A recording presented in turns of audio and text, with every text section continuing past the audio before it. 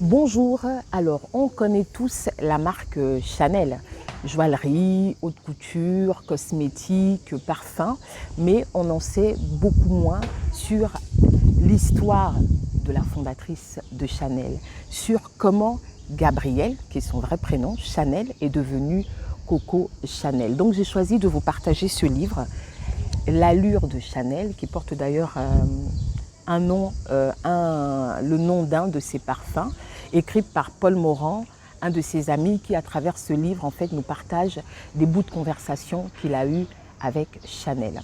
Alors, Gabrielle Chanel, en fait, a eu une enfance très malheureuse. Sa mère est décédée, elle était très jeune, et son père est allé la déposer chez ses tantes, et il n'est jamais revenu la chercher. Et malheureusement pour Gabrielle Chanel, c'était la misère. Ses tantes lui ont fait ça dur, comme on dit. À un moment, elle a dû s'enfuir. Elle s'est enfuie, elle est allée s'inscrire chez les bonnes sœurs. Et à l'époque, eh bien, les filles apprenaient la couture. Donc c'est là qu'elle commence à apprendre la couture. Mais elle se rend compte aussi que le sort des midinettes, des cousettes, c'est comme ça qu'on les appelait, donc des couturières à l'époque, n'était pas vouée à un avenir très glorieux. Et elle s'était jurée qu'elle ne voulait pas finir sa vie comme ces midinettes que les garçons considéraient très peu, qui finalement avaient une vie très moyenne. Donc elle décide de se mettre à fréquenter des lieux chics, artistiques, pour se donner les moyens de rencontrer des personnes intéressantes.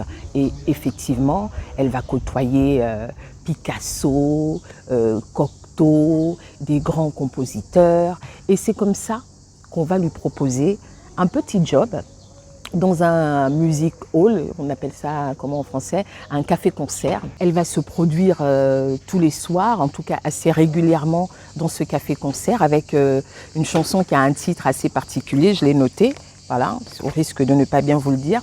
Le titre, c'était « C'est qui a vu Coco dans le Trocadéro ?» Je vous fais écouter un bout.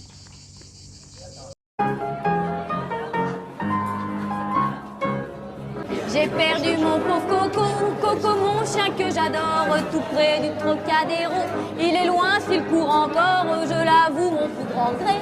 Dans ma perte aussi cruelle, c'est que plus mon homme me trompait, plus Coco m'était fidèle.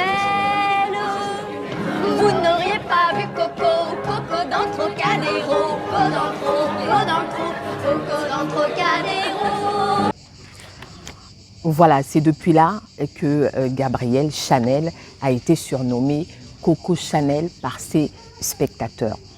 Et donc elle évolue dans ce milieu, mais elle trouve que les femmes ont un style mais tellement extravagant, tellement pompeux, et Gabrielle Chanel déteste l'extravagance. Donc elle, les robes de l'époque là, qui étaient volumineuses, les corsets serrés jusqu'au cou, des chapeaux énormes comme ça, elle prenait ses vêtements, elle les découpait, les rendait plus courts, les chapeaux moins volumineux, un style décalé par rapport aux autres femmes, mais un style qui a beaucoup plu. C'est comme ça qu'elle invente un nouveau style, une nouvelle allure, chic et décontractée.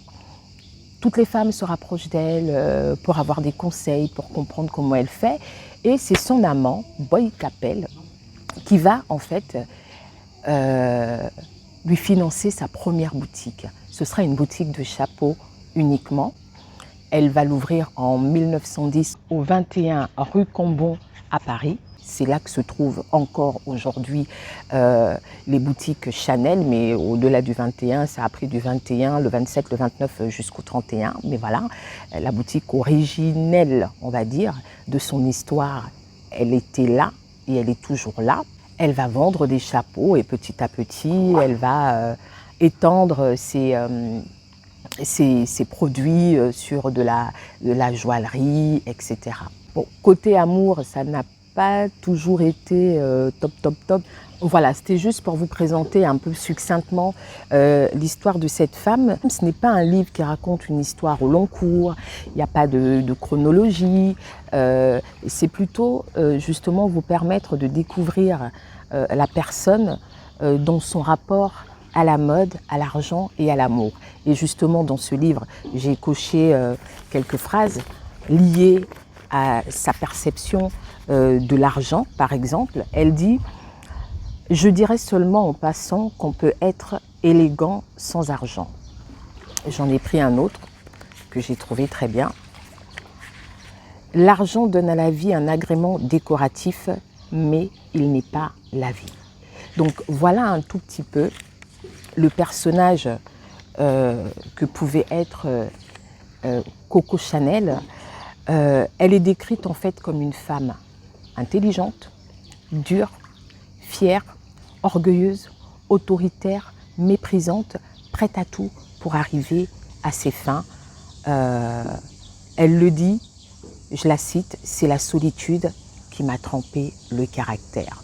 Ce qui est intéressant aussi, c'est de voir que les femmes les plus sapées étaient peut-être celles qui travaillaient le moins, parce que s'habiller au début des années 1900 n'était pas une petite affaire. Il y avait la robe du matin, de l'après-midi, et rien que porter une robe, ça vous prenait 3-4 heures parce qu'il fallait serrer ici, attacher là-bas, le chapeau, comme ci, comme ça. Donc à cette époque, les vêtements de luxe étaient réservés aux femmes qui ne faisaient rien, aux femmes oisives. Les coupes, les modèles ne leur permettaient pas de se mouvoir librement.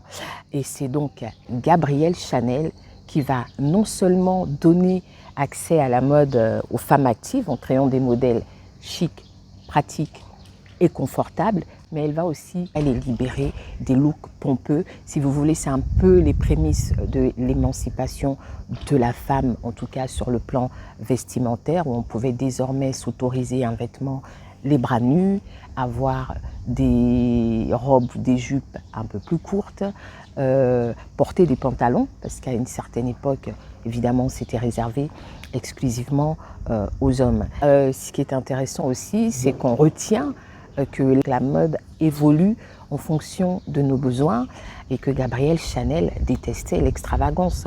Donc je pense qu'elle doit se retourner dans sa tombe quand des gens portent du Chanel, mais avec extravagance. Parce que c'est ce qui est intéressant aussi. Quand on connaît l'histoire d'une marque ou de son créateur, on porte les vêtements différemment. On a une autre attitude vis-à-vis du vêtement. On a une autre attitude vis-à-vis de la marque, comme il y a des marques qui ne correspondent pas du tout à nos valeurs ou dont l'histoire correspond à des choses qui nous, qui nous prennent la gorge et qu'on n'oserait pas porter. Donc c'est aussi ce que je trouve intéressant. Donc j'ai pris par exemple, pour ceux qui portent du Nike, les valeurs de Nike, c'est authenticité, inspiration, courage. Donc quand vous portez vos Nike et que vous avez ça en tête, on porte différemment. Et pour ce qui est de Gabrielle Chanel, les valeurs de la marque étaient basées sur l'élégance, la classe, la simplicité, la créativité. Donc pas besoin d'avoir le truc là, là, là, et là, et là, et là. Ça ne correspondait pas du tout, mais du tout aux valeurs de la marque. Et donc c'est ce qui est très intéressant sur ce livre, c'est au-delà de Chanel, c'est l'histoire de la mode, l'évolution de la mode féminine, notamment depuis les années 1900. Donc, alors je vous le dis quand même, hein, Coco Chanel est née le 19 août 1983, elle est morte le 10 janvier 1971 et c'est le symbole de l'élégance à la française et c'est la première couturière à avoir lancé ses propres parfums. Donc là, en 2021, elle aurait eu 138 ans. Voilà, c'est terminé. Merci. On se retrouve très bientôt. Bye bye.